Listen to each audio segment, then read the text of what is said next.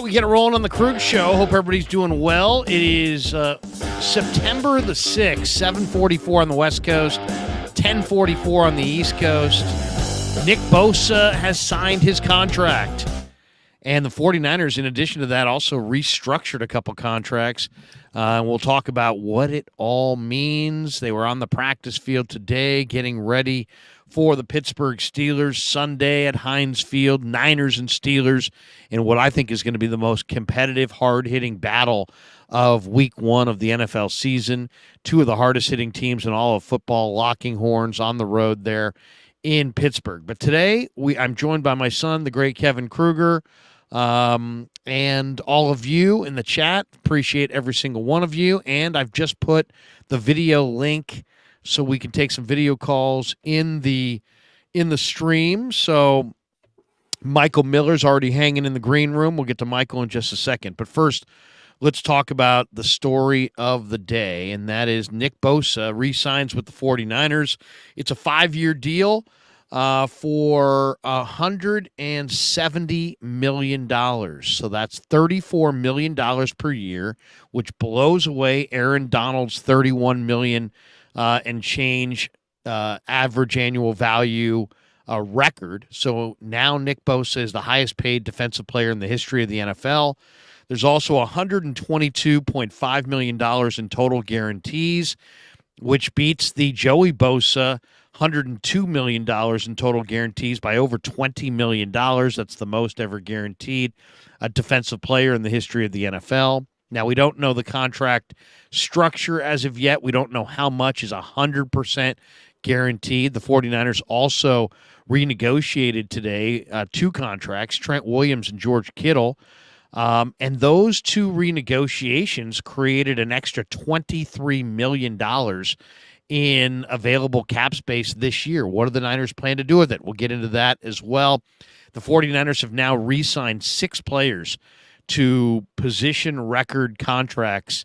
And, you know, we'll get into Nick Bosa and how many snaps he'll play Sunday in Pittsburgh and all that. But as far as the contract, the Niners gave Bosa a $50 million signing bonus, which is spread out over the 5 years of the deal. So that means that Jed York has opened up the pocketbook, and between the $18 million that he gave in bonus money to Trent Williams today, the $11 million that he likely gave George Kittle in bonus today, and the $50 million that went in bonuses to Nick Bosa today, the 49ers have created a significant amount of cap room this year by Jed cutting the check for $79 million in signing bonuses. So why create $23 million in cap room by renegotiating Trent Williams and George Kittle? Are they going after a Brian Burns? Are they going after a Chandler Jones? Are they going to make another addition of significance? We'll get into all of that as we go. But, Kev, what'd you think? Bosa is signed. It's official. He flew from Florida to California this evening. He should be there at the facility tomorrow for practice, and he'll be ready to go on Sunday. Kyle Shanahan was asked about how many snaps will he play, and he said, how many snaps are there in a game? In other words, he's a full go for Sunday. But Kyle said, of course, they've got to put their eyes on him, see what he looks like conditioning-wise. But, Nick keeps himself in great condition.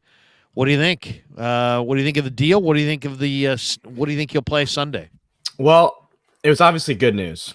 The 49ers needed some good news coming their way. This was definitely good news.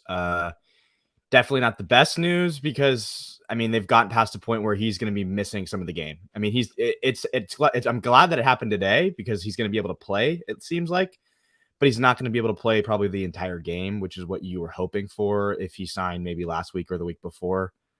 But overall, good day. He obviously got all the money he's worth.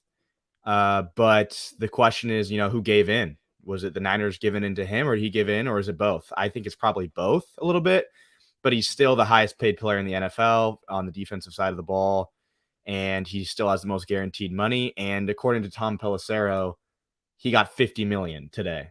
So that cash just cleared, or that check just cleared, and he has $50 million as of today. And that would be a great feeling to have 50 mil today. Well, So yeah. obviously, a good day for a lot of people. Well, and this is the kind of revenue that this sport produces right now, where Jed York can cut a $50 million check because the coffers are filled with all kinds of revenue that the NFL has.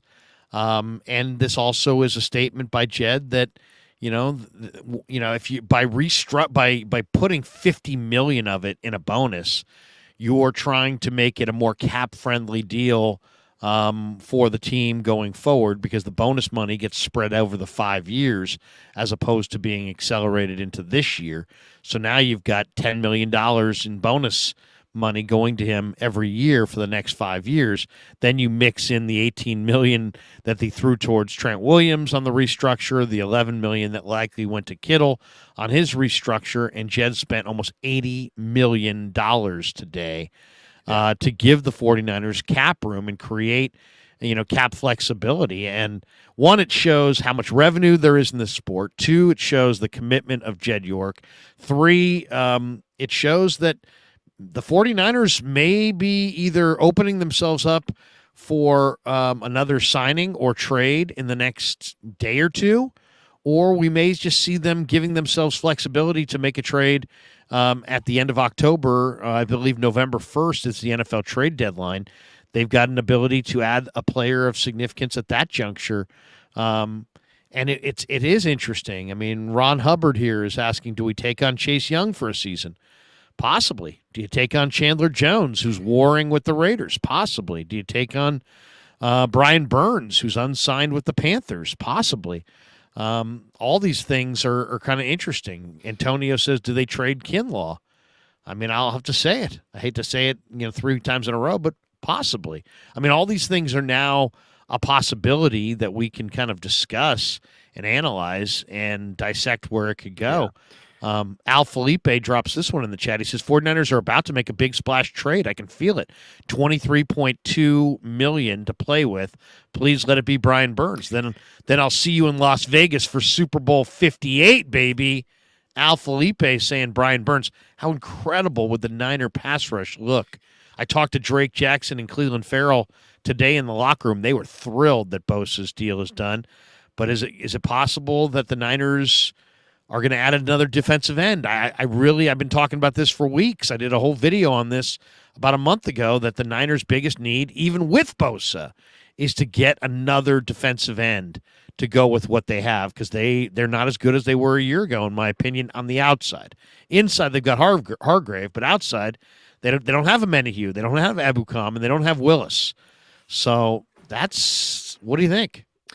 Well, one thing I just want to go back to before we get into this is, I think one thing that everyone should know, and it gets overlooked a lot because we talk about the numbers, is that the money that Nick Bosa gets, it's more of a formality with the cap. Like, the NFL makes so much money. Jed makes so much money from this team that paying Nick Bosa the amount of money that he deserves was not really about Jed York not having the money to pay Nick Bosa. And it was 100% to do with the formality of having the cap and having the pluses and minuses equal out so that they don't go over the cap.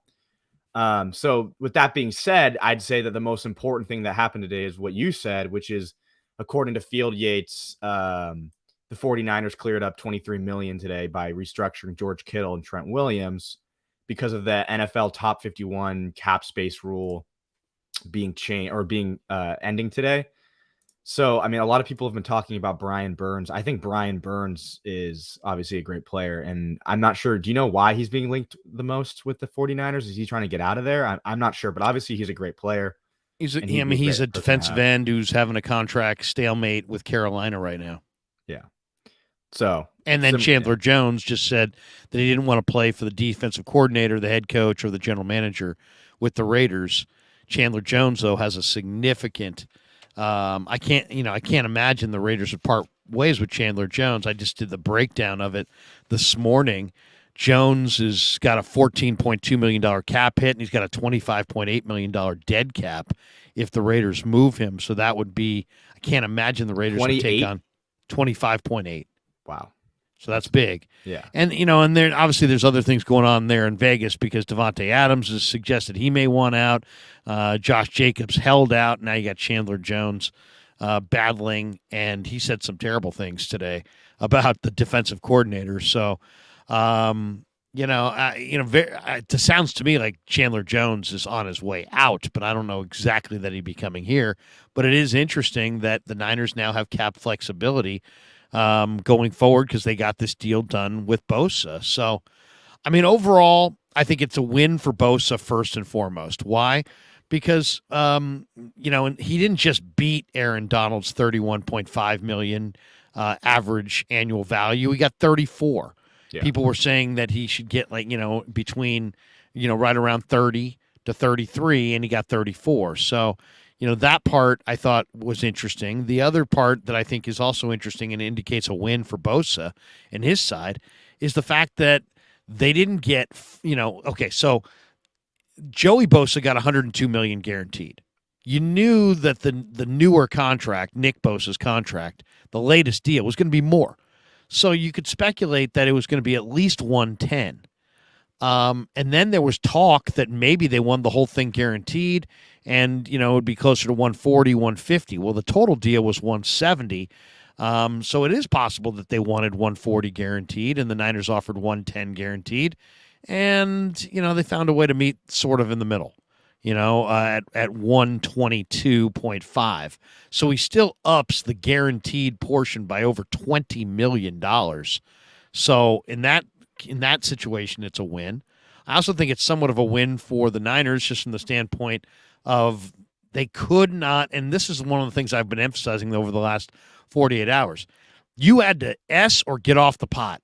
You had to get this done or move on because the last thing you wanted to do was, hurt your football team, not have them there for week one, start losing football games. You might lose anyway. But you don't want to start on the wrong foot on a season where only one team, it's a two-team conference in the NFC, in my opinion, and you can't give away, home field advantage to the Eagles just because you were not willing to pony up for Nick Bosa. So you had to get this done before the season started, and now at least it gives him a day or two to practice so he can shake off a little bit of rust. I'm still kind of concerned about, his conditioning and how he'll play and how much they ought to use him. I think I would use him on third downs in the first half of the game and then just let him see where it goes from there. Play other guys on first and second down, bring Nick in for third downs, third and long in the first half, and then have the ability to play him on some first and second downs in the second half, depending on how the game goes. And if you're blowing them out, take them off the field. If they're blowing you out, you take them off the field. Otherwise, you play them in the first half on third downs, and you play him a little bit more liberally in the second half, and you try to get him to about, I would say, 25 to 30 snaps is what I'd aim for on Sunday. Yeah, I mean, you got to play him as much as you can, but you can't risk injuring him. You just can't. But I mean, that's the thing. Maybe there's a chance he gets hurt. It's football, and there's a real good chance this game is really close. I think the spread's at 2.5. And we're talking about a Niners team that just went to the NFC Championship versus a Steelers team that didn't make the playoffs. But due to all the, factors with the Pittsburgh Steelers being great at home, Mike Tomlin being great in the first game, it's set to be a close one. So. No doubt. And it's let's be totally honest about this. I watched all three of the Steelers preseason games. They hit hard. That's one of the most physical teams in football. And guess what? The Niners last year, every team that played them lost the next week. Why? Because the Niners hit hard. So this is going to be the ultimate. I said this to Ray today. He agreed. He was like, I said, this is going to be the ice bag game, man. You better pack the ice. And it was funny, too. I also had a great moment today. I'm talking to Cleveland Farrell. And I'm like, Cleveland, you're a veteran. You've been in these big games before, man.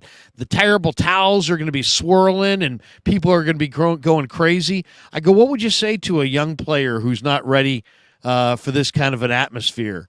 And he, you know what he said? He's like, hey, man, if you're afraid, get a dog. That's a great line. I heard that, actually. I think I heard that at the end. Yeah. Yeah, he's like, if you're afraid, get a dog.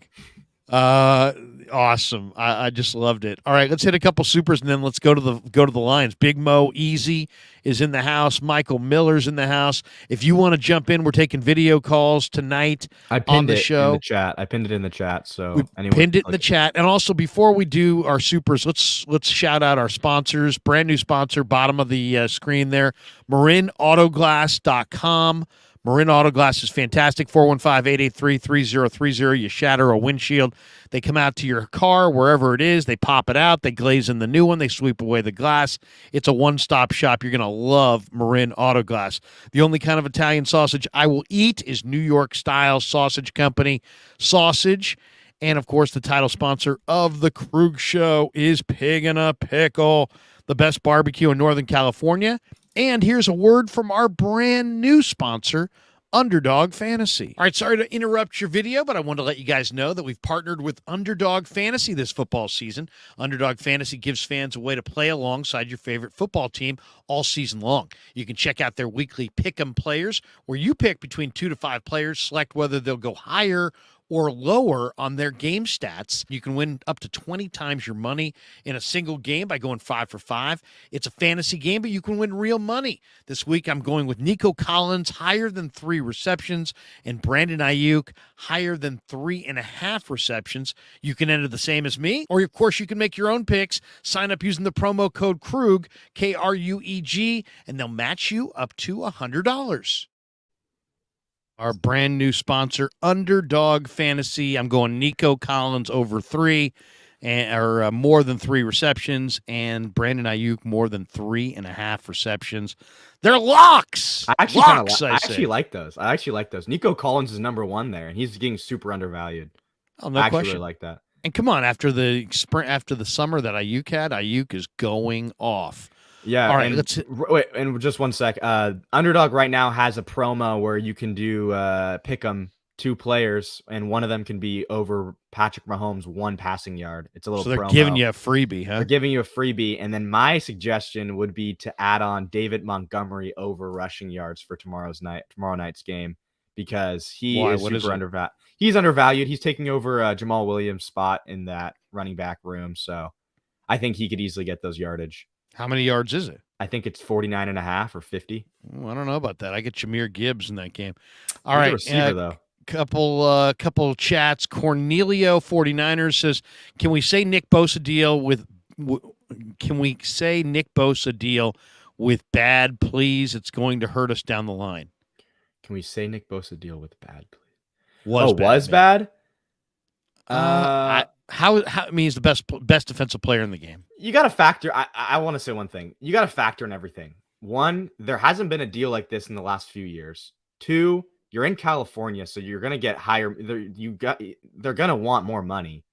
And 3, it's just he's a generational type player, so he deserved every dollar he got. I mean, Cornelio says, I don't care what you say, but this is a bad deal. So much money guaranteed.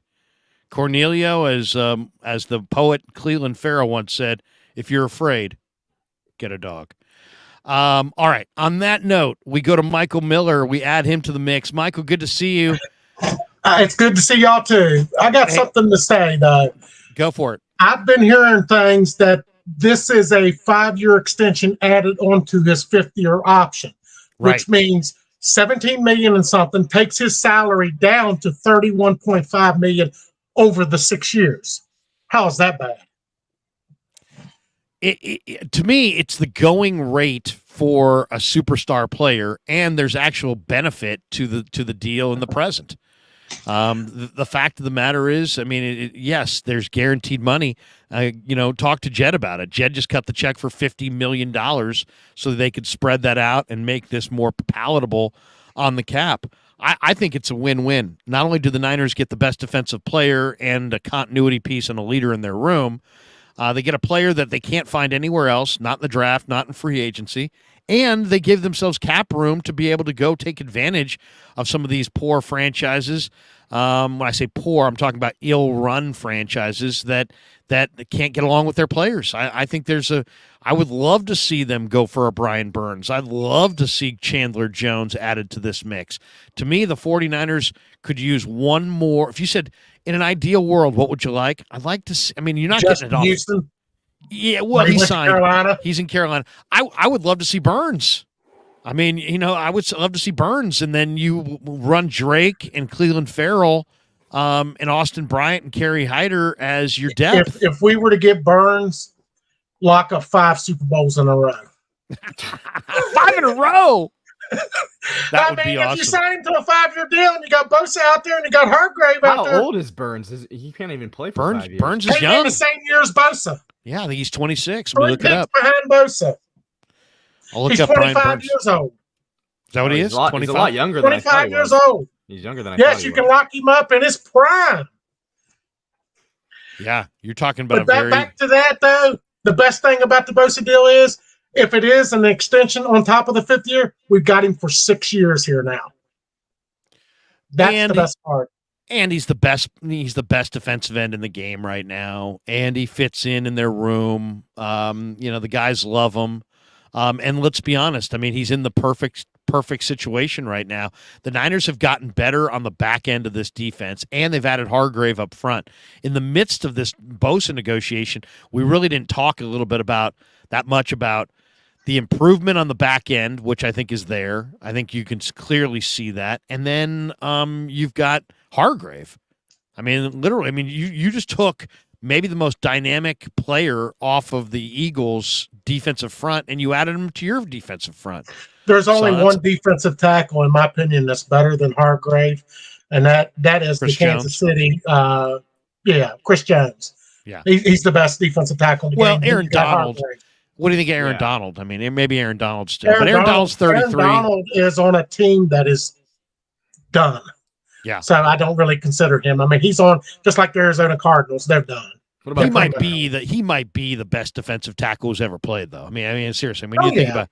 I mean, he might be. He's right there. When you Mean Joe, Reggie White. Who's that? Bryant Young was pretty good. BY is one of my favorites. One of my personal favorites. Yeah, he's my favorite of all time. What about Jeffrey Simmons, Buckner? I mean, those guys are good. They're good. They're not Aaron Donald. I mean, Aaron Donald. No, I'm not saying it better than Aaron Donald, but Hargrave. I don't even think Buckner's as good as Hargrave. Hargrave is nasty. I think Hargrave's a better pass rusher. I think Buckner might be a little bit better. Buckner's better if you factor in against the run. Yeah. He's better all around. Bosa's got a nasty partner beside him right now. In Drake? No, yeah. Not on Hargrave. Quarterback. In Hargrave. Hargrave. Yeah. They line up against side by side. I pray to God, them offensive linemen, they're gonna be crying. That's a lot of nasty coming. You know what? The Steeler game is going to be. They had to have him. They had to have him because the one thing I watched all the Steelers games in the preseason. I watched the all 22. I watched the condensed versions, and Kenny Pickett played 5 series and he scored 5 touchdowns, and they were 5 touchdown passes, and he's looking great right now. Game. You got to be able to interrupt his rhythm. If Pittsburgh can score 35 points, they deserve to win because Brock's going to score that. I like the Niners big in this game. I think the Niners are going to score, 28, and I think the Steelers are going to score like 17. I think we're going to be about 38 is where we're going to be. Okay. I could see a 4 TD game by Brock Purdy. Terrible towels. The most important thing to watch for is the run defense because that's been a huge problem. And that is our biggest need is a run stuffer.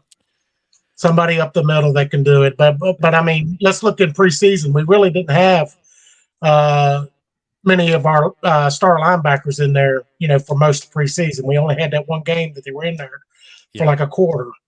But I mean the run fits in the preseason weren't there. I asked Shanahan about it the other day. I said, "Hey man, the run D was bad in the last couple of games," and he kind of added on to my point. He said he didn't think the run D was worth a damn against Raiders either in that first preseason game. But he said, you know what? There's reasons to believe that it's going to be significantly better. Partly that they were number 1 in the league last year against the run, and Greenlaw and Warner didn't play a lot of snaps in the preseason. Bosa's back, so Bosa's got the one side. And I think Bosa's really underrated against the run, to be honest. He is very good at the run. But they need Armstead and when Kinlaw's in there, Kinlaw to really keep those offensive linemen off that second level from climbing to the second level and keep those linebackers free to roam and tackle. But remember this too, that with Bosa being back and Hargraves being there, Eric Armstead's going to go uncovered sometimes. Right. I mean, that's the thing. It's up to him to have his big year again. Well, the guy who's going to have a big year on paper is Drake. Yeah. Because they're going to double Hargrave. They're going to slide the line towards Bosa, and he's getting one-on-ones all day and all night, and he knows it. And so if he can't show up, we got to get somebody next year, or maybe that's why they cleared up all this money, is to get somebody else to fix that problem. Well, I said it a month ago in a video. I said, hey, look, the Niners need to re-sign Bosa, create that cap room, and then add another defensive end. I'm okay if it's Jason Pierre-Paul. I'm okay if it's Melvin Ingram. If they want to trade for a Chase Young, they want to trade for Montez Sweat. There's a bunch of guys around the sport that are available. Carlos Dunlap, you want him. He's out there. Montez Sweat would be a dream. Yeah, Montez Sweat would be the guy. And I'd even give up a pick. I mean, you want a third-round pick? Bring it. You can have it. I'd give up a first-round pick if you'll sign a deal.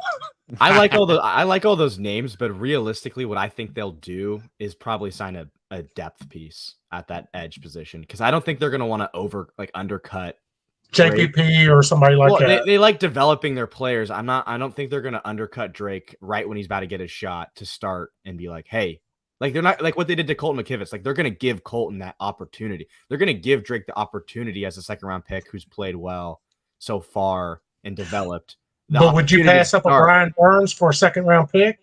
I mean, I would. It's better, but I just don't think that they're gonna undercut Drake. I would think that they'd add a depth piece to their edge rushers, and just make the room deeper and not get a star. And see, a trade don't have to happen now. It just has to happen sometime in October or before October when the trade. It's interesting. I mean, you're right, Kevin. They could go for a depth piece either way. I mean, if you want to put Kerry Hyder or Austin Bryant back on the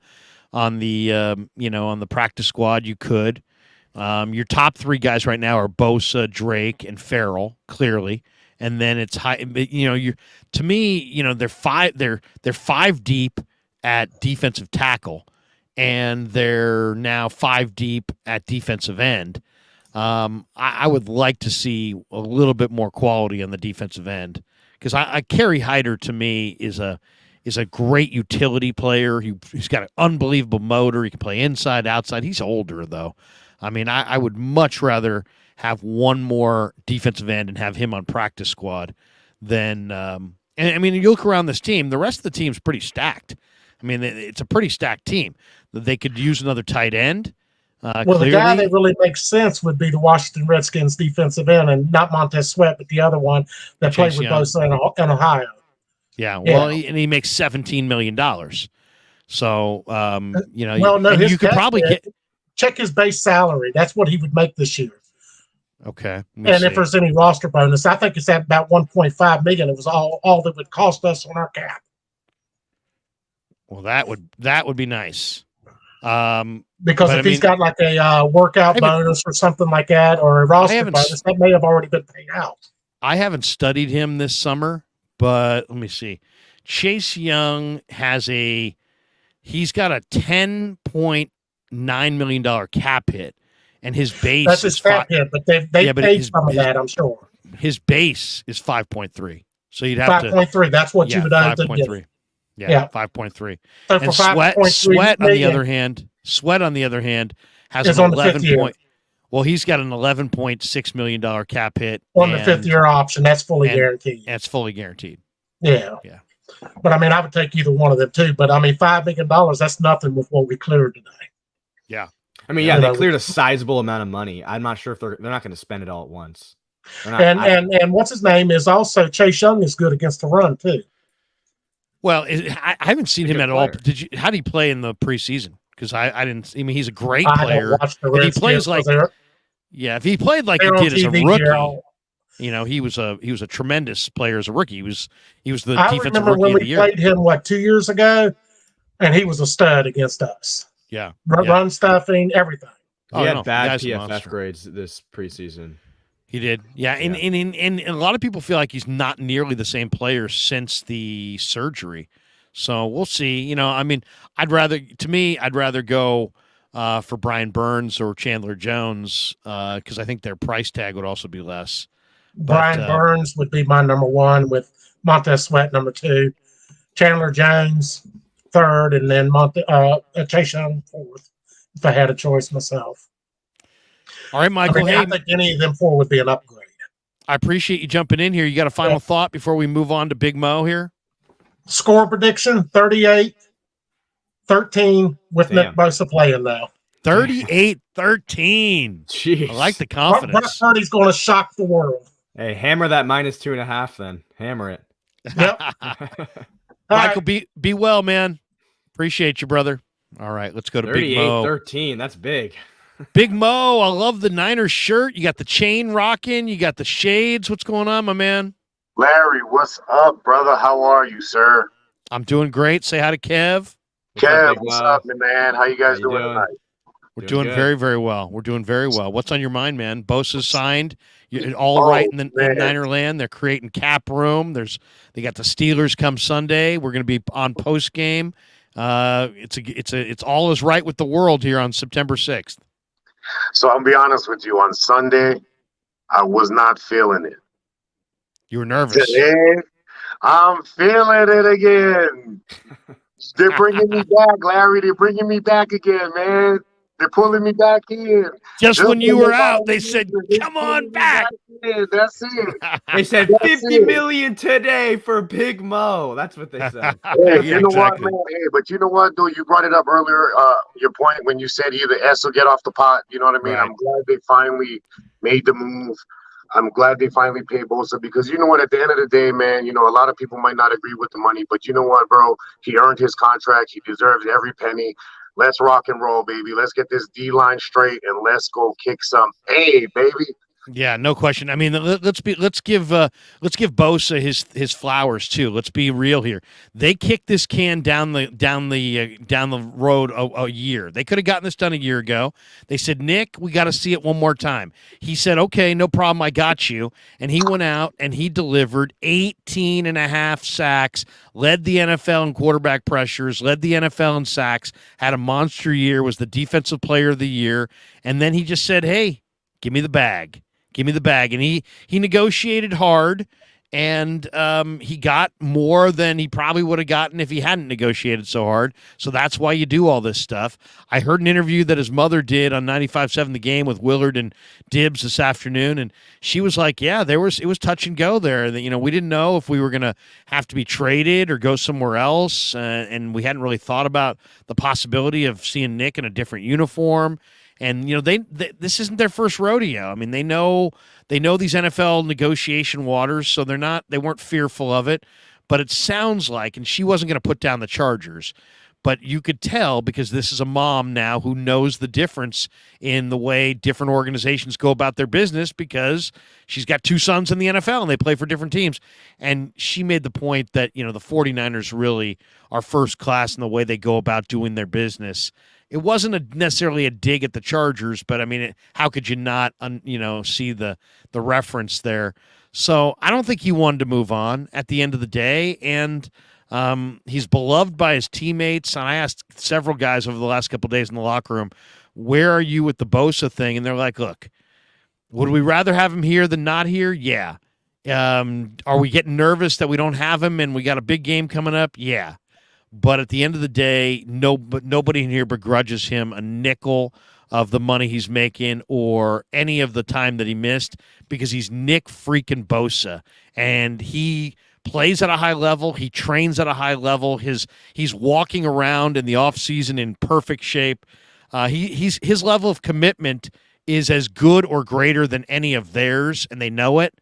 And so they're like, hey, man, get the bag. Get the bag. Do what you need to do.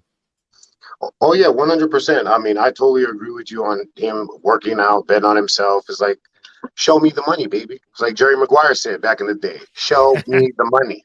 There you go. You know what I mean? There you bet on yourself. You bet on yourself. You know, you went injury-free. You had a great season. Defensive player of the year, like you said.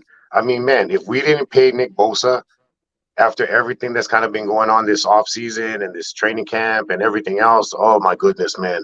I would have had to invest in a Rotten Tomato truck and just, roll up to ownership and get Well, my and Rotten there Tomatoes was out. yeah, there was no good solutions here either. Think about it. I mean, Yeah. you couldn't trade him, even though we talked about that in the last 24 hours. It was too late. It was too late. Even if they had gotten great players back in a trade, those players don't know your offense. They don't know your defense. They're not acclimated to your culture. So that trading him was going to be a loser. Trading him for draft picks was going to be a major loser. Giving him exactly the same amount of money, like the contract would have made them look bad. Let's just say instead of getting 122, what did he get? He got 122.5 guaranteed.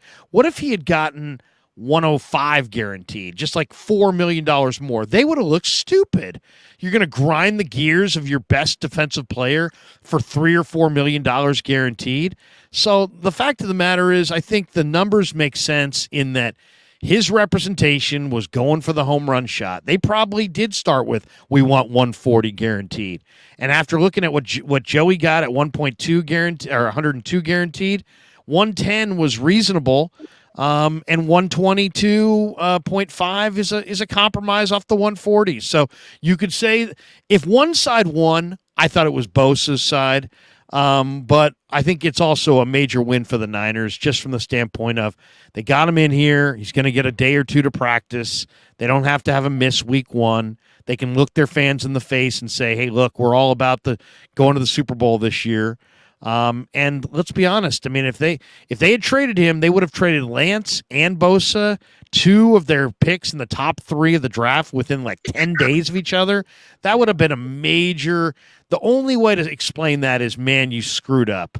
And so it was going to be a major hit to Lynch and Parag and the Niner brand if they couldn't get this deal done, and they got it done. Well, up until today, the way I look at it is like, it's been shaky, Larry. It's been a little shaky. Yeah. It's been weird, but we can't say weird.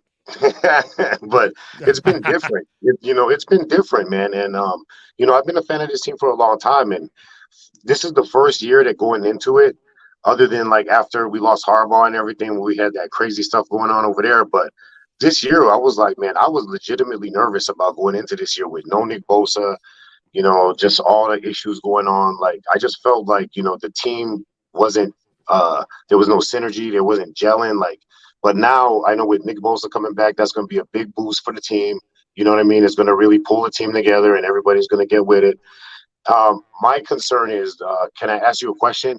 Do Sure. you think that the week one opponent, being that it's Mike Tomlin, being that it's Pittsburgh, it's kind of being that we start slow, being that we had issues, do you think that this is kind of maybe like where the rubber just already meets the road right off the top of the season?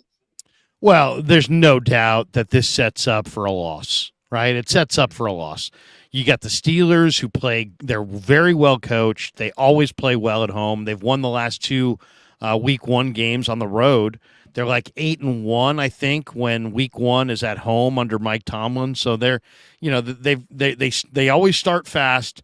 And they're really well coached, and they've got a great record in week 1. On the other side, you get the Niners, and the Niners have notoriously started slow. But the Niners are also, let's not get too much into that and not remember that the Niners are the ones who are 5-1 to go to the Super Bowl. The Steelers are 50-1 to go to the Super Bowl. The Niners are the ones who roll in with the NFL's deepest roster. The Steelers, I watched the Steelers in the preseason, and they rampaged Atlanta. It was really Pittsburgh's 1s against Atlanta's 2s and 3s in the third game, but they also jumped out early against Buffalo, and they beat up on Tampa. But I think it's a major challenge. Why? Because the Steelers are probably the most physical team in the AFC. The Niners are probably the most physical team in the NFC. This is going to be an ice bag game, and to me, there's all kinds of interesting subplots to this thing. The Niners, we're talking a lot about Bosa, but the Steelers may have the best collection of edge rushers in the game right now with T.J. Watt, Alex Highsmith, Marcus Golden. Now they got the rookie out of Wisconsin, Nick Herbig. He had a phenomenal preseason. So Colton McKivitz and Trent Williams and the Niner O-line is going to be challenged in a huge way. The advantage for the Niners in this game is that the inside linebacker duo of the Steelers, Cole Holcomb and Elandon Roberts, really don't play pass coverage all that well, and I would imagine Shanahan's going to get them isolated in open spaces and pick on those guys and exploit those guys. And then ultimately, I think, it's really going to be interesting to see how the 49ers and Kyle Shanahan use the Steelers, who have maybe the greatest pursuit speed as a defense in the game right now, and try to use some of that pursuit against them with a little misdirection. I will say this: I can't give it away because I saw it in practice, and if I throw this out, Corey from the Niner PR, Shanahan tomorrow, everybody will be giving me crap about it. But let's just say this: the Niners have been working on some things this week. So I was privy to seeing it today at practice. I'm sworn to secrecy, but let's just say you may see a little razzle dazzle in this game. And as far as Pittsburgh, interesting to watch. They're a 27.9 blitz rate last year. It's a pretty low rate. They don't blitz. They lean on they rush 4 and drop 7. They rush 3 and drop 8. They rarely bring 5 and 6 man pressures. So, they get it done up front. So it's really going to be about, can the Niners block the Steelers' base defense? And then I think that's major advantage for Debo and Ayuk and the Niner receivers going up against Patrick Peterson, who's a little bit old, Joey Porter Jr., who's a little bit young. But it's the beginning of this game is going to be huge because the terrible towels are going to be out. The fans are going to be going crazy. The Steelers in the preseason have absolutely come out on fire with tons of energy on both sides of the ball, and kind of they try to snuff you out like a candle. So the Niners are going to have to be able to take their best punch in the first quarter, and hopefully the Niners can get on the board first. To me, if you say what's the key. Get on the board first. Another thing I didn't see the Steelers stop the run up the middle as well as I thought I would, and I didn't see the Steelers run the ball. So if the Niners can stop Najee and Warren, I think the Niners could win this game by a wide margin. But they're going to have to get off to a good start, and they're going to have to deal with that crowd and that energy in the first quarter. Yeah, I believe that too. Like I said, my biggest concern was the O-line, especially because I know what D-line was on the other side. And that's pretty much like the biggest question mark now that our D-line is way more solidified now that we got Bosa back. No doubt. No doubt. So, Big Mo, where are you calling from? Are you a Bay guy or are you around the country somewhere? No, man, I'm calling from Las Vegas, Nevada, but I'm actually from Hawaii. So, aloha. Nice. What island? Yeah. Maui? I'm actually from Maui. Yeah, I'm from Maui. Oh man! Hopefully you didn't lose anybody or any friends or anything in that terrible fire. It was an incredible thing to see on TV. My wife and I honeymooned at the Ritz at Kapalua. Buddy had a condo on the Bay Course. He gave it to us for a wedding present, and we were out there for 13 days and spent a lot of time. Went to Kihei and went to Wailea and went to did the hopper out to Molokini and the bike ride down the Haleakala, and Maui's just freaking awesome, man. It was just terrible to see it burned like that. Did you also do Hana? Yes, the road to Hana. We did the road to Hana. How did you feel? I didn't like it. I it was too long. It was a road to hell. That and I'll say this: if I never have poi again, it's too soon. So I got a quick story about poi. So check this out, right? So we were at a luau. I took my friend out there for the very first time. And this lady didn't know I was actually born and raised on the island. So she tells me, she said, "Hey, you guys got to really try this gravy. It's delicious." And I'm looking at her and I'm like, "Gravy? What are you talking about?" It was poi. And she was pouring it over everything, thinking it was gravy, until she tasted it and was like, "What the heck is this?" It's definitely an acquired taste. It looks like cement. It's gray. It's like pig fat. It's bad. It's bad. It's mashed up taro. The road to Hana. But we did go kayaking with the sea turtles down in Wailea. That was pretty great. And Maui's just so beautiful, man. Maui, it was an incredible experience. Hey, Big Mo, we'll let you jet. You got a final thought on your way out the door, man? Got a prediction Oh, on yeah. Sunday? Well, first, I just want to say pig in the pickle, baby. Pig Man, in I'm a telling you, pickle. brother. Hey, get the pig in the pickle, man. I'm telling you, man. You can't beat the good barbecue. I'm going to throw it out there for you, Larry. And I just want to say thank you, Kevin. Thank you, Larry, for letting me be on you guys' show. Of course. As a Niner fan, I appreciate you guys having me on. And let's go Niners, man. Looking better today, every day, man. Let's go. Big Let's Mo, go. have a great night, man. Go Niners. Appreciate you, brother. And our thoughts and prayers go out to all the people in Maui for sure. You gotta love when the guests shout out the sponsors. I mean, that's a win-win. That's a win-win. Seriously, Damon Stainbrook, the owner of Pig in a Pickle. There was no. Sometimes I wonder if he thinks, when I send him like little ads or from people saying, "Hey, I love Pig in a Pickle," if he thinks I'm making it up. It's like, no, man. Pig in a Pickle is resonating with the audience in a very, very big way. Or we just got Big Mo off Craigslist and we just had him hop in here and now we're going to send the clip over to, Big Mo, checks in the mail. Class Limperia, what up, Larry and Kev? Do you both worry about Bosa flying to Cali and then flying right back to the East Coast? Could that affect his play? Well, he flew on first of all, he's 25 and in great shape. He's Second not of on all, Southwest. Yeah, he's not on Southwest, with two babies sitting next to him or something. Coach, yeah. But then think about it. It's Tuesday, so he's flying on Tuesday night to California, and they're going to fly Friday afternoon to Pittsburgh, and then Sunday he's got to play. I'm not worried. Now, if he signed on Thursday. And he flew from Thursday out to San Francisco from Florida, and then Friday back to Pittsburgh. And then, maybe then there's some jet lag and maybe, but no, I think he'll be fine. What do you think? I mean, there's a million other things that you could point to for why he doesn't play well before you'd say it's because of his flight, I wouldn't go there. Damn peanuts. He got too many. He didn't get the free peanuts from Southwest. It was the peanuts on Southwest that did him in. Shanahan. Jay Mills says, stop stalling. Johnny C should be on speed dial. Missed that. I've missed the Johnny C moment. I missed it. I think I left. Johnny C was special. He was like, Bakrug. He kept getting closer to the mic.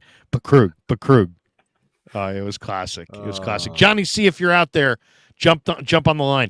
Andrew Martinez says, I'm going to drive 3 hours to try Pig in a Pickle. Look at that. That's what we like to hear. That's what we want to hear. 2 locations, Emeryville and Corte Madera. Check them out. I would go Corte Madera. If you're going to drive 3 hours, go to Corte Madera. Why? Because in Corte Madera, you can have a cocktail. They have a bigger restaurant there. And also you can get the potato chips cooked in the beef fat that have the same rub that the barbecue chicken has. Oh, my God. It's unbelievable. Andrew, Emeryville's better for like that quick. We needed a quick fix with the barbecue. Get in and out of there real quick. I brought Damon Bruce there Friday, and we had a little lunch and hashed out our Monday show. Any fans? Any fans there? Well, it's funny. I was at training camp, a few weeks ago when the fans were all there still. And the guy's like, Krug, what's going on? I put my fist in the air. Hey, what's up, bro? And then, 5 minutes later, I hear another guy go, Krug. And I put my fist in the air. I'm like, hey, what's going on, man? And then I turn around, I look at the guy, and the guy goes, Pig in a Pickle. And when he yelled Pig in a Pickle, all these people started cheering. I was like, yeah, woo, Pig in a Pickle. So right there. That's crazy. Yeah, that was crazy. In fact, I told Damon, the owner of Pig in a Pickle, I go, man, I wish like anything you could have been at training camp, because when the guy yelled my name, it's one thing, but when he yelled Pig in a Pickle and then everybody cheered, it was like, what is going on here? I would tell Damon, like, I know he didn't do this on purpose, but having the name Pig in a Pickle is just like such an interesting, like, funny name that it's like, it sticks, it sticks. Look at this sports fan.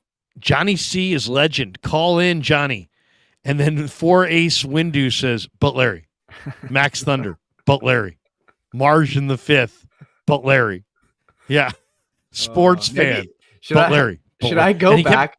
Should I go back and cut it? Should I go back and cut it and have it as a clip for the show? Oh, definitely. But Larry. Yeah, we have to get we have to get we have to get the Butt Larry soundbite from him. He was fantastic. Wow. Johnny C.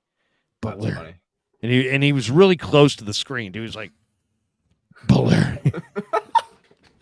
Like, Johnny, back up. Larry. Back up, bro. All right, should we go to Flav? Flav in the house. Flav, do you have a photo? Oh, there he is. Larry. There he is. Larry. Hey. What's up, guys? What's up? I was not expecting that. Not much. Thanks for having me on again. I tried to make my first ever YouTube video the other day. I felt like I killed it. I recorded. I must have talked for 35, 40 minutes about the Bosa deal.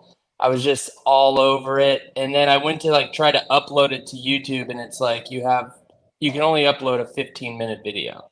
And I was like, oh my God, are you kidding? So I don't know the way around that. I don't know if you have to record it in Kev, what's the deal there? Is how come they limit people if they're small at first, I think. Maybe just so that they make sure you're not like a bot or something. I don't know. Yeah.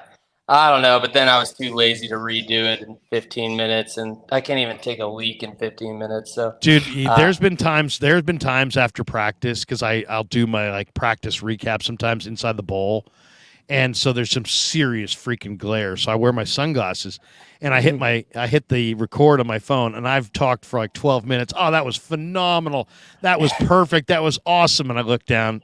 I didn't hit record, or I didn't, and I'm sitting there going, oh, that was awesome. Yeah. That was epic. I got to redo 12 minutes of, and it's never quite as good the second time around. So what'd you think of the Bosa deal? I mean, more importantly, obviously they get him signed, but they also restructured Trent Williams and George Kittle today. And now they've got $23 million extra in cap room.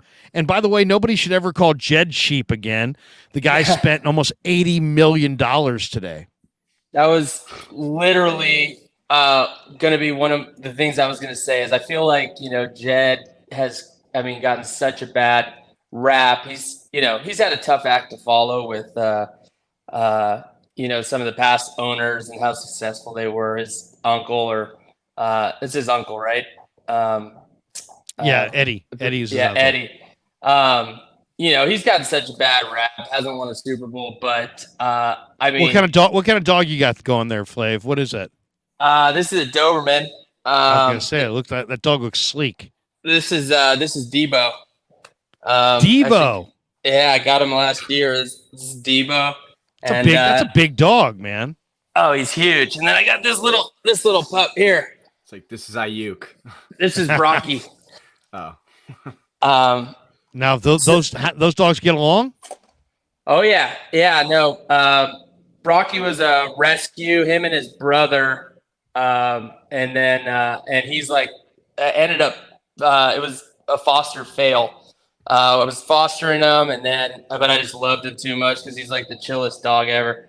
Debo's kind of doesn't ever stop annoying you, but Brocky all he does is sleep and eat pretty much. I'm I gotta keep him. But so anyways, but yeah, Jed, I felt you can say what you want, but if you need any more evidence that he's willing to go all in, everything, it takes balls to trade Trey Lance, given that situation, but it's a move that you do, I think, when you're, going all in on Purdy and the team. And then, I think extending or redoing the Trent and Kittle deals to free up cap space, that's a risky move, given their ages and that sort of thing. And then obviously the Bosa deal. These are all very risky moves that you're only doing if you're going all in. And so say what you want about Jed, but I feel like he's definitely not cheap. He's definitely trying, and he's, putting his trust into Kyle and Jed, and, where he easily could have been reluctant to do that after the trade situation.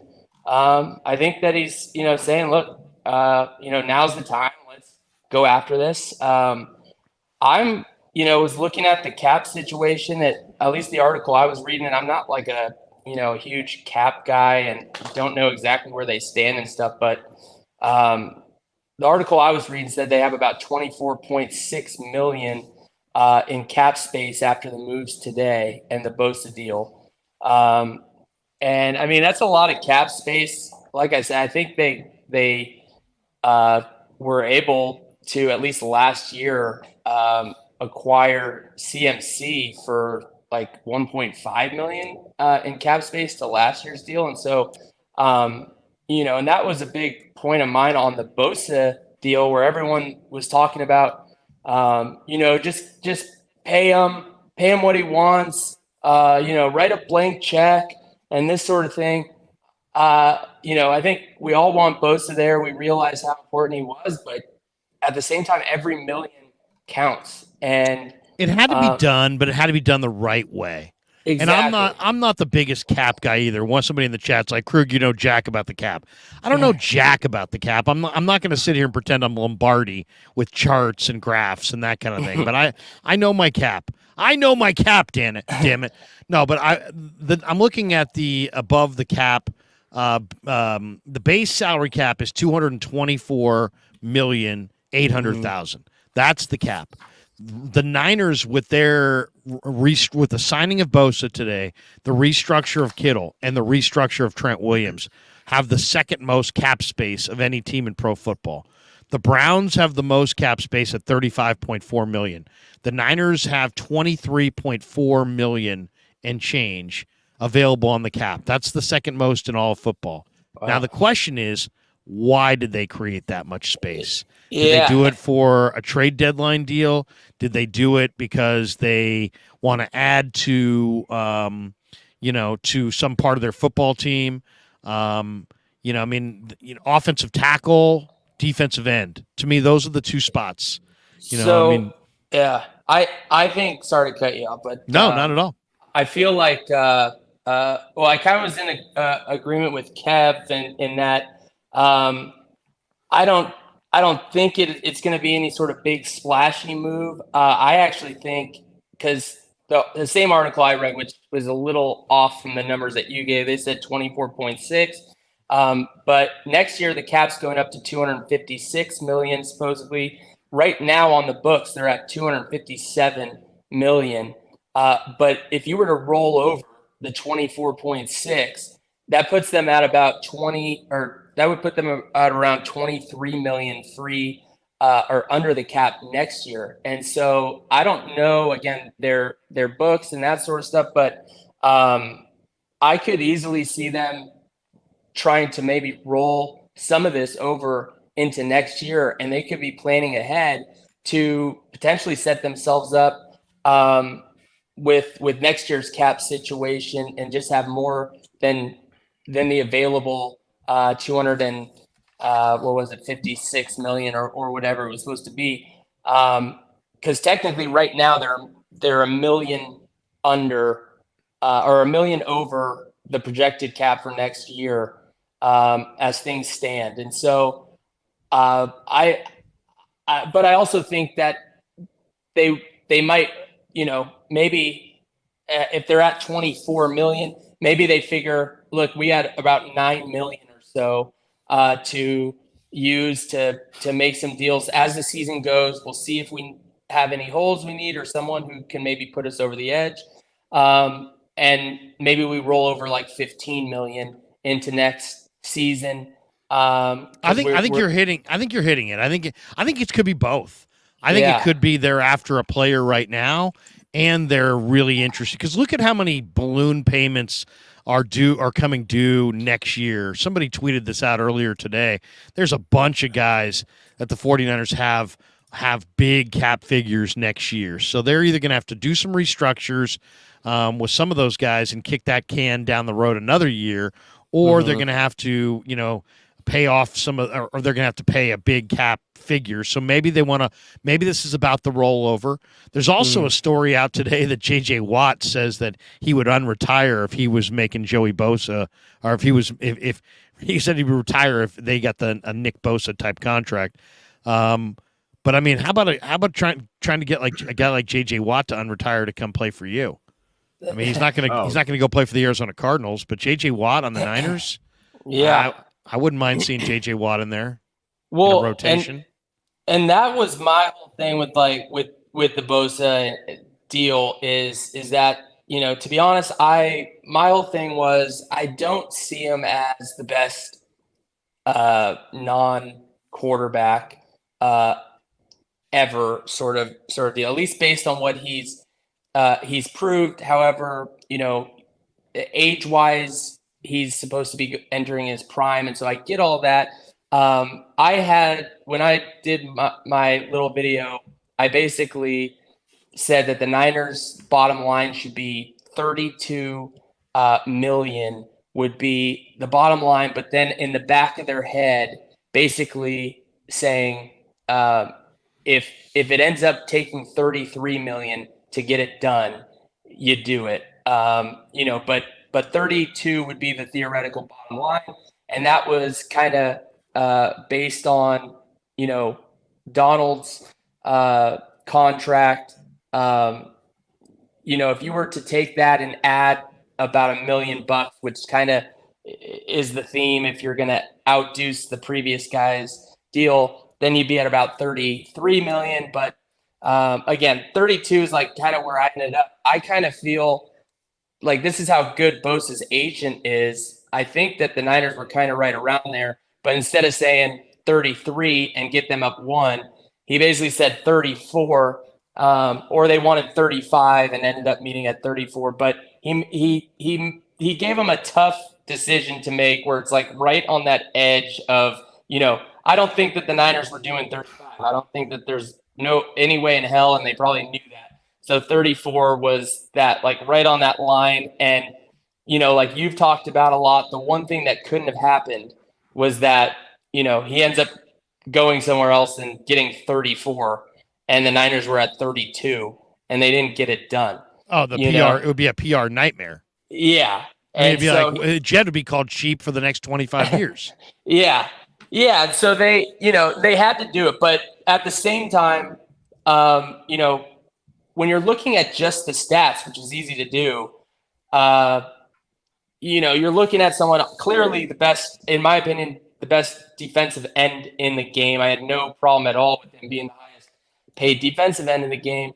But, you know, similar to like when we would talk about, you know, the errors of omission and commission, to me, the stuff that, and Bosa's value is the stuff that you don't see. It's the fact that, you know, in my opinion, Chris Kocurek went from a good D-line coach to the best D-line coach in the game because of what he can do with these players that the 49ers get from other teams that have 1 year left. And, you know, they're basically either on their way out of the NFL, but come to the Niners, and the next thing they're signing huge deals somewhere else because Chris Kocurek, you know, revitalized their career. To me, it's like, no, that's the benefit of playing across from Nick Bosa, is that the entire other team's game plan revolves around stopping Nick Bosa, and it just frees up everybody else on that D line. And so you can take somebody who wasn't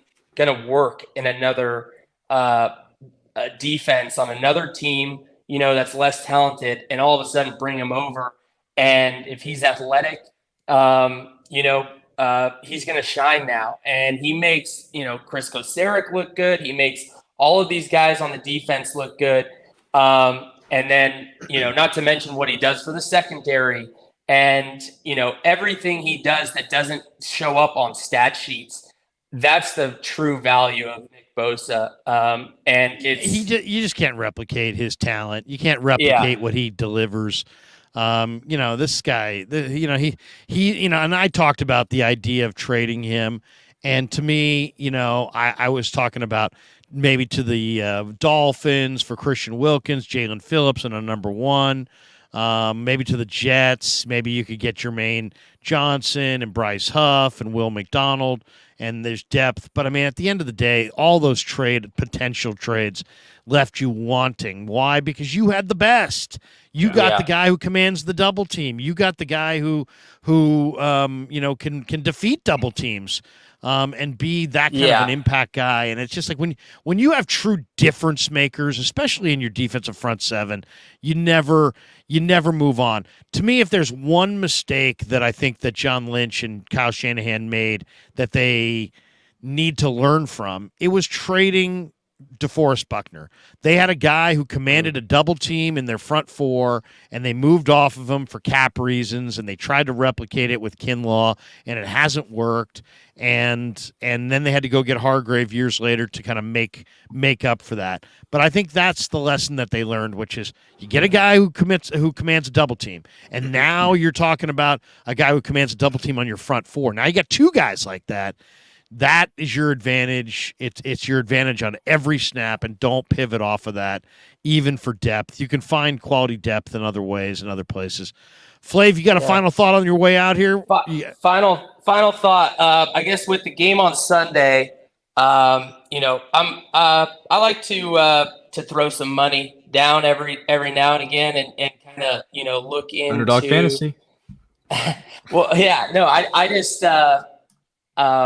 I like looking at the lines and stuff and know a tiny bit about it. But I was hoping with all the drama, this off season and Brock coming off the injury and Bosa not being there and, Kittle being a little banged up and, our kicker not knowing who that is, that the public would be betting on Pittsburgh more.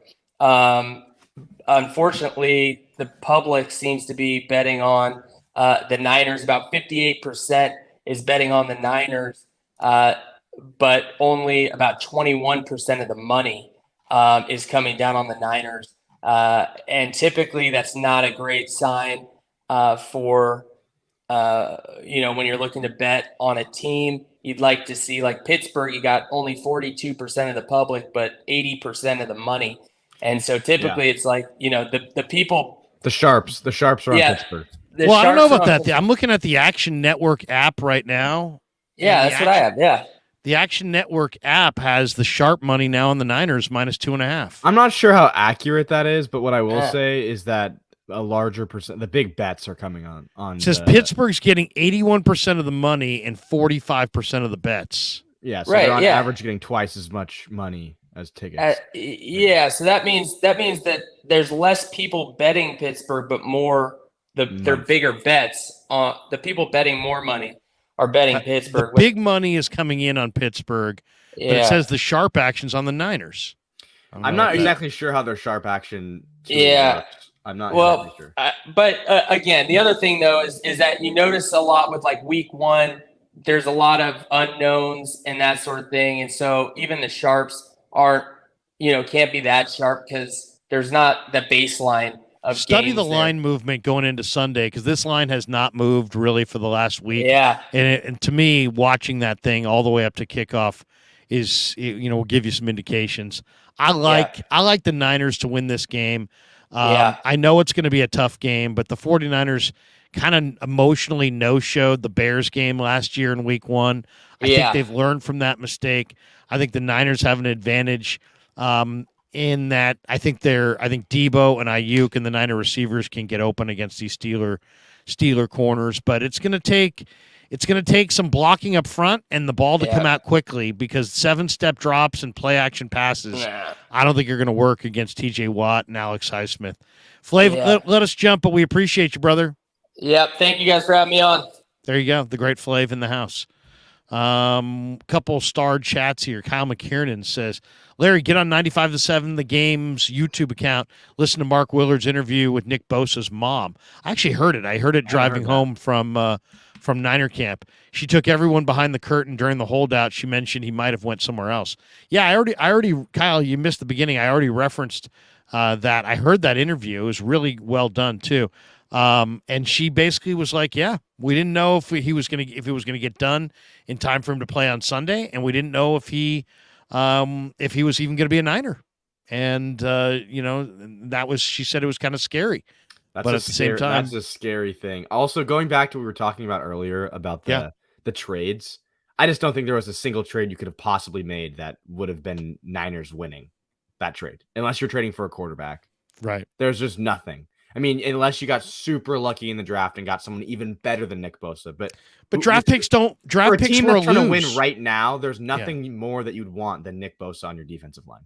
Well, I mean, because you could get a haul of draft picks that was greater than the Herschel Walker trade, and yet you still got to face Trent Williams. You know, you think Trent wants to renegotiate today his deal if would he be willing to renegotiate his deal if they suddenly didn't have Bosa, and all of a sudden they're looking at another year where he doesn't think they can win the Super Bowl? And that's what he wants to do. These renegotiations, of course, are always advantage players. So almost every player wants to renegotiate, almost always, because you're turning money that they could make into money that they will make, and just spreading it over the length of their contractual agreement with the franchise.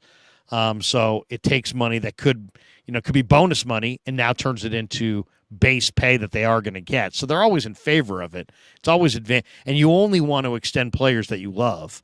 That's why when you say, "Oh, they renegotiated this player," they only renegotiate the players that they like.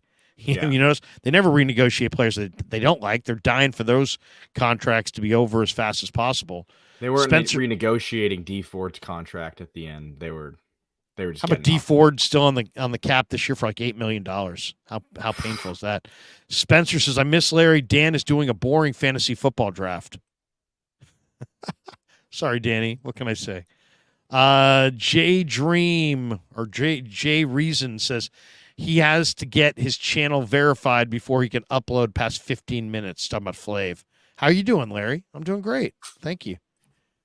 And Flav, you catch that? That was for you. We got this super chat from Nacho Crash. Thank you, Nacho. Nacho Crash, it says. It's cash, though, because he's giving us cash. Okay. And then he drops this one as well. He says, "Krug, I've been with you since Sports Phone, Krug and Towney, and other stops along the way. Huge fan. Thank you, brother." Oh, thank you, Nacho. Hey, get this. Last night, Kev and I and my other son, Ben, and my other son, Christopher, we went to the A's game courtesy of Towney. Towney got us his seats last night. And we sat there 7th row and had a couple beers and had a good night. And the A's lost. Had a good hot dog, though. We did have good dogs. Dazzo0187 says, "Is there any big name we would go after with the cap room? Wouldn't be more likely freeing it up to pay Debo, Bosa, and BA next year?" I think it's both. I really believe that, and I've been talking about it all summer, that I really think that there's a very good chance that the Niners not just get the Bosa deal done, but then turn that Bosa cap savings into another defensive end. I mean, you could always argue offensive tackle, but I think they really like Colton McKivitz, and I think they're going in that. They're going to stay in that direction. Yeah. But defensive end, they could definitely use some upgrades. Yeah, I'm not going to pretend like I know how the money works right now. I have to look into that. I'm not sure if the money is going to be the same next year, and if that's how it's going to roll over. I haven't figured all those numbers out. I barely had time to even read the story. But what I will say is what they did with I'm still going to stick with what I think, which is what they did with McKivitz, which is they believed in the player and they believed enough to give him a chance. They weren't going to go out there and sign an offensive tackle to replace McKivitz without giving him a shot. And depending on how they think about not Nick Bosa, Drake Jackson, I think that's going to determine who they sign for a defensive end. If Drake Jackson doesn't play well, if they don't really believe in him, then I think they'll go after a big name guy. But they could also benefit from having more depth, and that we've done the math. The snaps don't really add up from what they've lost and what they've gained, so they definitely could add another edge rusher I'm not sure how that would work with the 53, but definitely could upgrade it in the depth for sure.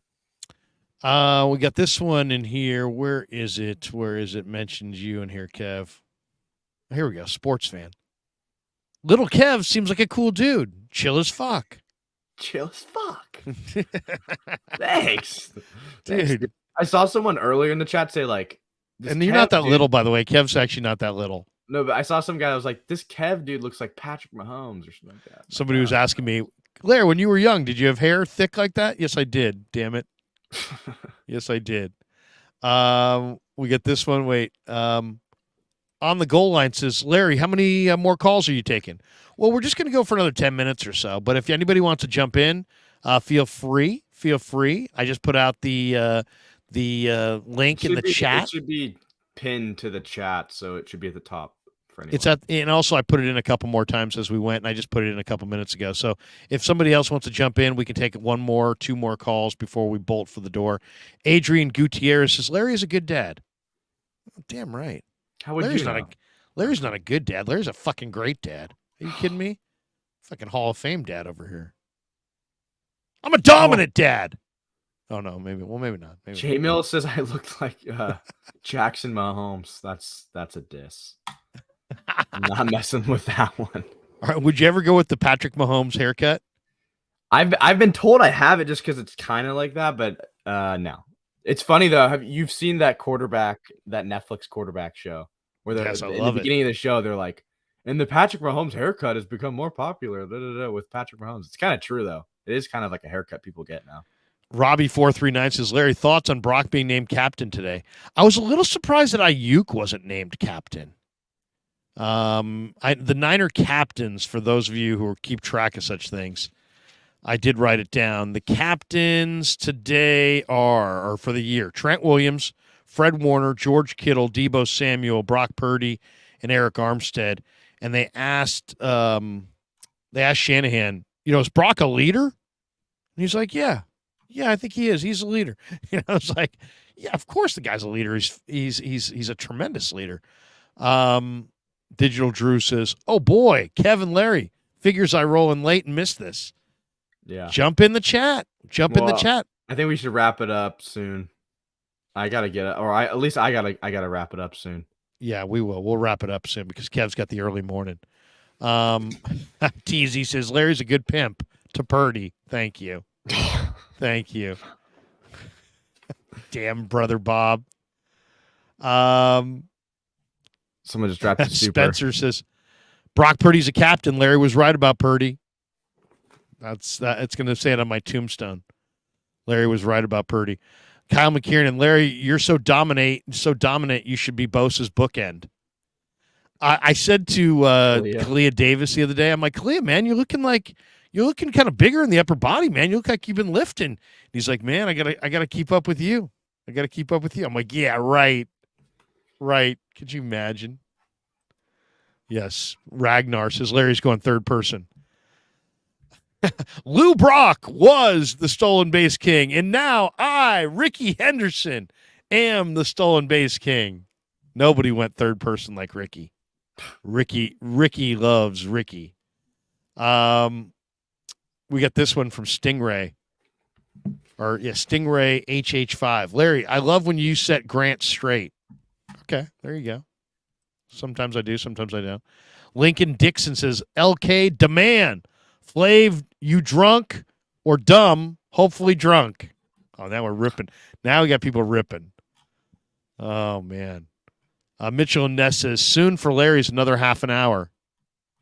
Yeah, I'm late to the stream, and I'm late out of the stream. I'm the last one in and the last one out. Jay Mills says, Kev has to get up early while Larry gets to stay up all night. LOL. It's true. Well, we get Digital Drew says, Kev needs to hit the sack, and so do I. Shipping games is tough business. That's right. He's Mortal Kombat. Digital Drew says Mortal Kombat 1 next week. It's coming. Oh, what Diego saying pig in a pickle's overrated? Come on, Diego. Come on. DC says Larry has a keen eye for the diamond in the rough.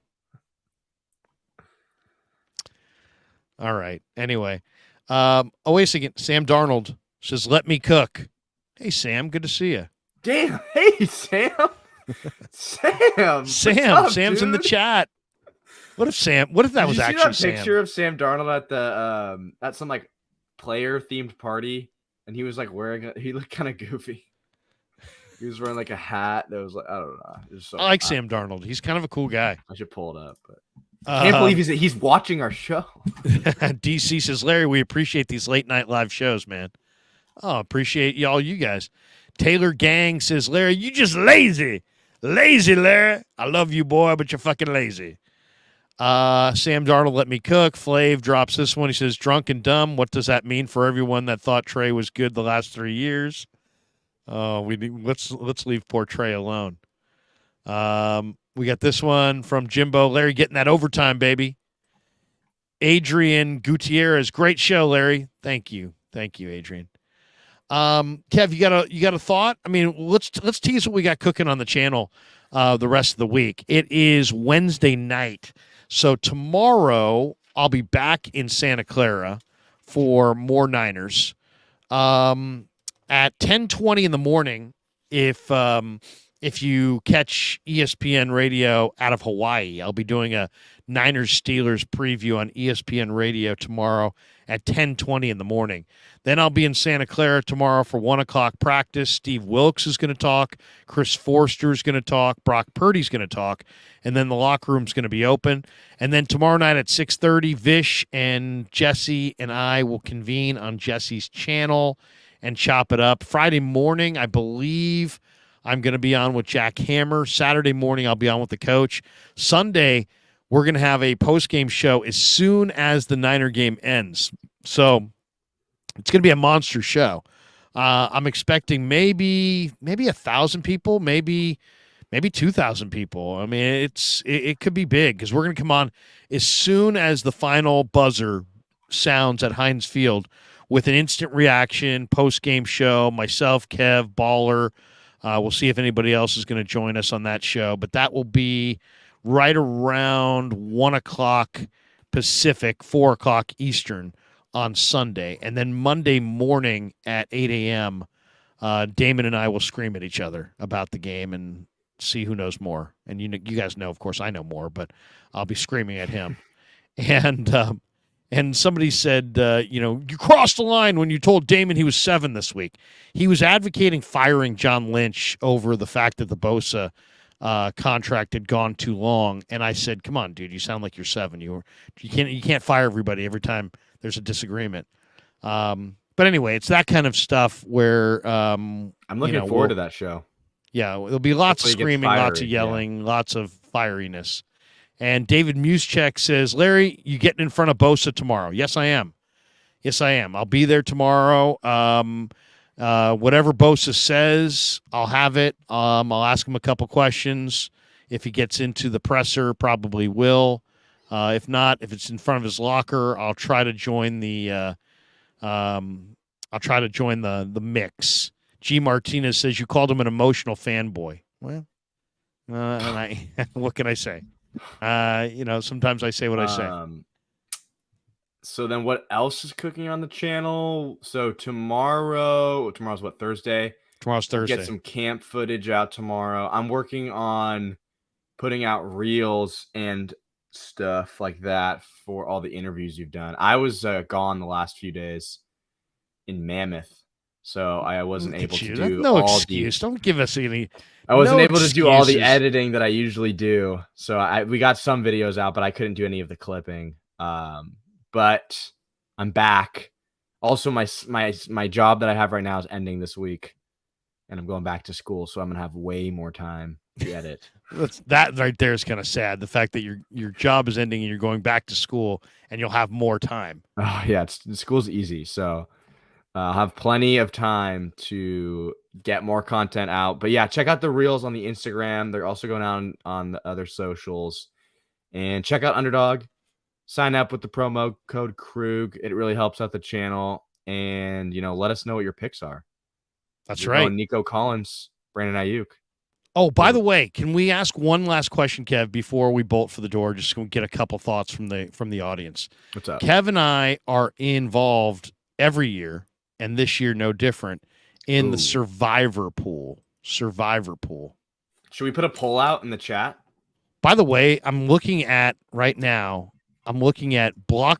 Bills trade proposal ships Stephon Diggs to an NFC contender. Would you take Stephon Diggs?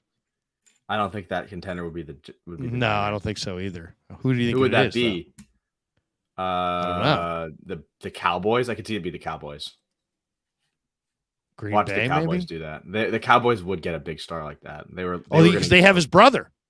Yeah, they have his brother. Maybe it is the Cowboys. And they're always rumored to get some big receivers. They're like the Yankees of the NFL. The Cowboys are like the Yankees of the NFL. Monty says Sunday postgame show will be headlined "Pickett in a pickle." Well, I like that. So look at Monty. All right. So if we were going to do our survivor pool, what is the best pick for week 1 in the survivor pool? And this is what we've got it down to.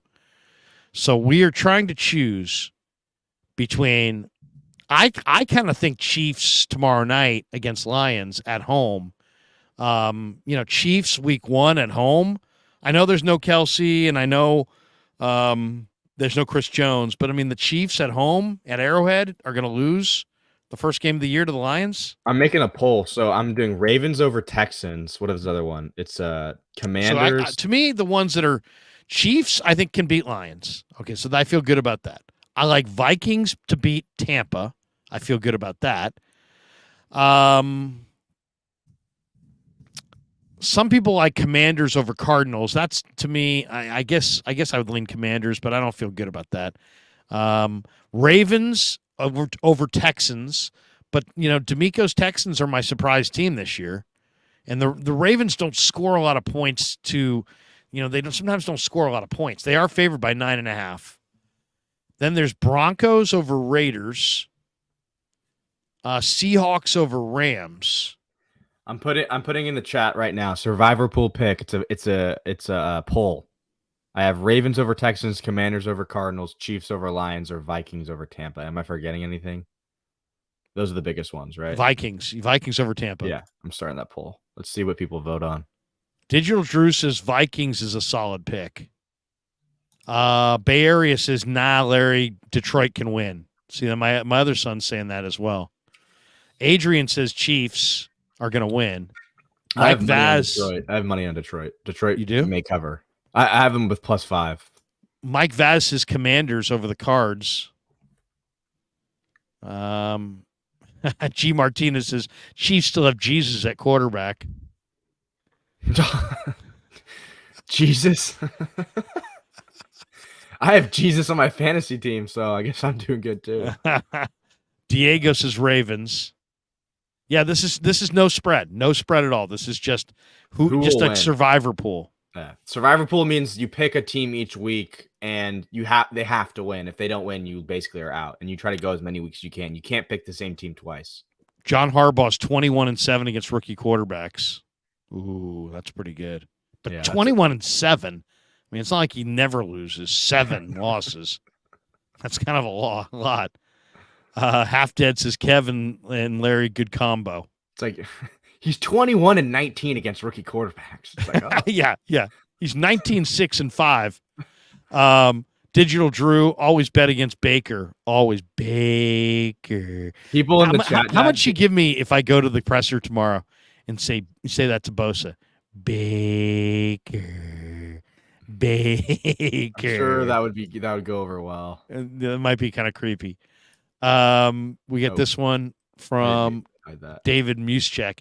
You two guys are the best, and looking forward to what Bosa's got to say.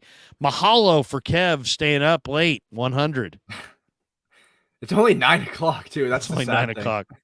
Seriously, I always say to my family, if you see me in bed before midnight, call the doctor. I'm probably dead. I'm probably having some kind of major. I've probably had a stroke, and I just went and laid down. But if it's 8 p.m. and you're sitting upright and you're sleeping, that's normal.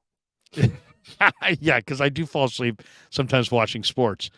Quincy Jacinto, Krug. Wait, do you want me You're lazy. 31 Pittsburgh, 24 Niners. What? Let me give you the results of the poll. so far. Okay. What do you got? So far, it's only been out for 2 minutes, but there's been 58 votes. 34%, which is the highest percentage. Ravens over Texans.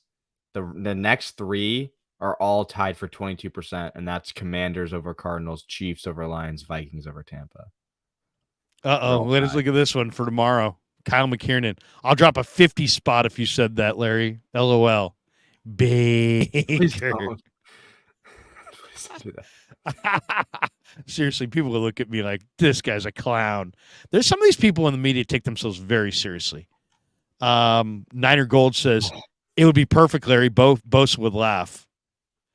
And we got this one from John who says, there was a stat last season that our opponents all went on to lose their next game. Do you remember what that number was? Yeah, it was the whole season. Every game last year, except for one that the Niners played, the opponent lost. And the only reason they didn't lose the one game, I think it was Chiefs, right? I think the only one that didn't, something like that. Kyle says, Larry, real quick, how do we find the Maui radio station? Hey, Kyle, this is what you do. Follow me on Twitter. Tomorrow morning, they will put out a thing saying, hey, Larry's going to join us on blah, blah, blah, and I'll retweet it. So just follow me on Twitter at SportsLarryK and look for my tweet in the morning. And at 10:20 Pacific, I'll be on ESPN Hawaii, and you can check me out. And we got this one from Frank Tom Ocean. Larry, are you teaching Kev not to be lazy? Oh, Kev's never lazy. Kev's the hardest working guy in the biz right now. The biz. Hardest working guy in the biz. Bomber T says, do it, Larry. That would be great. Sam Darnold, let me cook. This is my favorite super chat. This Sam Darnold, let me cook. All right, last call. Lincoln Dixon's in the house. What's up, Lincoln? What's up? Whoa. Look at that. Look at that hair. Let's go Niners. Lincoln, where are you coming from, man? Where are you in the Bay? Hawaii. Hawaii. How about that? Nice. Hawaii, What that's what's going on, What island? Big Island. Big Island.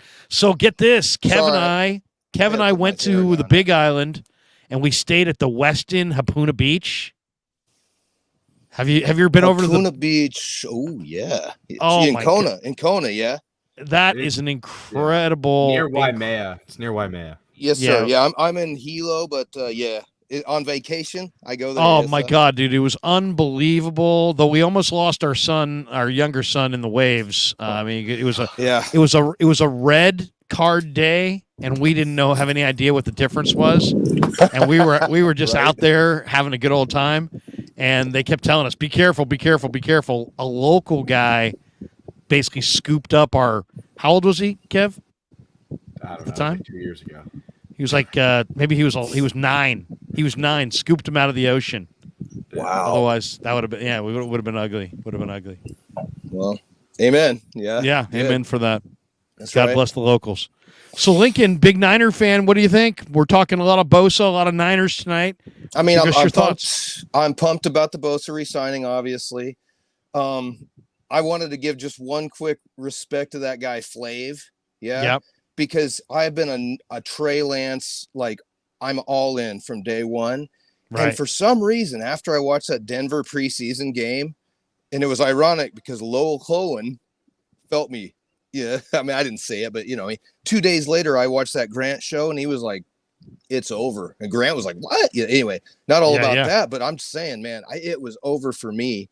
And not that I wish Trey well, no hate at all. And I think he's a great kid. He's a terrific kid. Yeah. He's an awesome person. And he might be better than Dak Prescott. You know what I mean? I was just hyping in a couple years. Mind. It's going to take a couple years, but in a couple years, I bet you he might be. For sure. All love to Trey. But I was like, oh my, because I was like, holy smokes. When we drafted him, I texted my brothers because I'm the oldest. Yeah. I got that clout. I'm like, This is the most talented quarterback we've had since Steve Young, baby. So shout out to Trey Lance is still in my mind better than who's that jackass who's the backup at the Niners camp right now? Darnold? Yeah. He is definitely not. So anyway, that's just, I guess, between me and Kyle. But my opinion is I think Trey's got as much talent, maybe. Actually, no. You know what? Young, You know what's one of, let's be Steve honest. Young is the Niners man, decided in the off season that they were going with Darnold. The rest of this whole competition was a farce. I know. They said it was a legit competition. I was there every day. It was very, very close. I agree with you. Trey looked really raw against the Raiders. He didn't look particularly good throughout the preseason. I thought, though, overall, watching him and Darnold every day in practice, that they were comparable and that Sam had a lower upside than Trey. But I get it. I get it. Yeah. They wanted to move off of Trey. It had a lot to do with the cap, too. And they didn't want to talk about that. But, I mean, the reality is they want – I said it in May. I said it in February. I mean, they're going to recommit to Brock Purdy. They're going to move off of Trey Lance and trade him. And I took a ton of heat. And eventually, you were the man for that, by eventually the way, and the Niners shopped him the whole offseason. But they didn't get what they wanted until the very end. Jerry got impulsive, gave him a fourth. I still really believe in Trey. I really do. But I think it's going to take, as I said, 2 or 3 years from now, I think he'll resurface as a much better prospect. But we'll see. We'll see. All up to that. I mean, for sure. Shout out to your boy. Hey, nice hair, brother. Mahomes style. So when I was comparing Trey, to Mahomes. Yeah, like I was like that. You know what I mean? Yeah, like you were dreaming the dream. You're right. And so that's my only knock against Trey at this point. I still think he could be darn good. Yeah, but he's just he's not our guy. Yeah, and I'm Niners for life, so I gotta. I'm rolling with us. But man, I wish Trey well. But anyway, you guys are the best. I'm gonna get off your show for now. I'll check in again, but I love it. Love it. You guys are awesome, man. Hey, Lincoln, pig in the pickle and all that stuff. If I ever get to Northern California, I'm gonna go get that barbecue. You hit it too good, yeah. It's awesome. Lincoln, I'm gonna get the brisket chili. Get the brisket chili. Get the brisket chili. Hey, where are you from originally? You from Hawaii? Lincoln. No, I'm from Lincoln, Nebraska. I moved here like 7 years ago. Yeah. Lincoln from Lincoln. Lincoln, brother. And and my dad's name is Dick. Yeah. So I'm Dick's son. Yes, there you go. I flew into Lincoln one time in January, and I looked out the window, and there was nothing but white. It was all snow, and I was like, "Oh my god!" I don't know if you want to go outside in this. So is that what drove you to Hawaii? All the cold weather, huh? That was a big part of it for sure. Yeah. And it's also just they say grass isn't greener on the other side, but for some people it is. And do you get island fever? I moved to Maui, believe it or not, in like 2007, and then I bounced. I couldn't hack it. 5 months in, they're like, some people come back and never leave. Some people leave and never come back. Yeah. So why couldn't you hang with it? Just too small of an island? I was too expensive. None of that really wasn't a big thing for me. It was just I was too young and immature, and I had a business. I bought a business that didn't work out. Yeah, so that was part of it too. We could have made it, but I was a baby, bro. I was in my 20s, and I wasn't ready to be a man. Yeah. But now you're on the Big Island, and you're loving. I'm on the big. This is where I belong, bro. Yes, sir. Yep. Lincoln, thanks for watching us, man. We're gonna do regular weekly Wednesday night video call night, and jump in again, man. We appreciate you. Love you guys. Lincoln. You guys are awesome. Have a great night, man. Lincoln Dixon in Hawaii. That was the vibe. He's the vibe. He's got a great vibe. Flav said Cardinals +7, Lions +4.5 are two of my favorite bets this week. Too. Would stay away from those two. Ravens should win, probably the safest pick. Vikings should too. And we got this one, Cornelio 49ers. Can I call you? Yeah, you know what? 925. No, I'm kidding. Cornelio, you can next time, but we're going to jet for the night because I got an early morning. Kev's got an early morning. But we would love to have everybody call us. And Cornelio, thank you for the and potentially maybe chat. we'll take some calls on the post game on Sunday if that's what people want. Yeah, no doubt. Let's do one more thanks to our sponsors, MarinAutoglass.com, 415-883-3030, New York Style Sausage Company. The only sausage that I will eat is New York Style sausage. He dropped another one here saying, can I call you?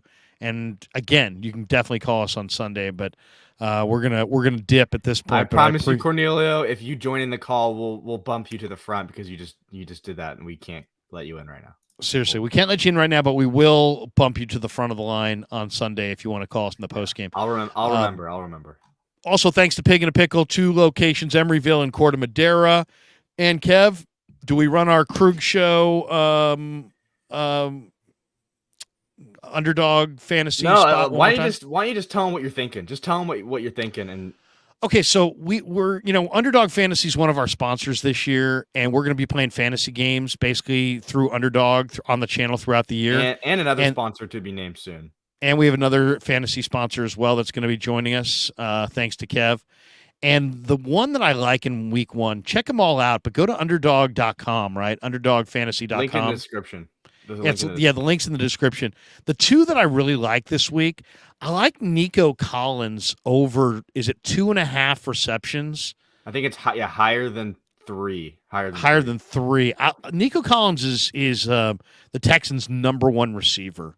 He's a big-bodied guy. If you looked at his numbers second half of the year, he had tremendous numbers. So I think Nico Collins could have a big day, definitely more than 3 catches. And then Brandon Ayuk. I mean, I watched Ayuk all summer just dominate.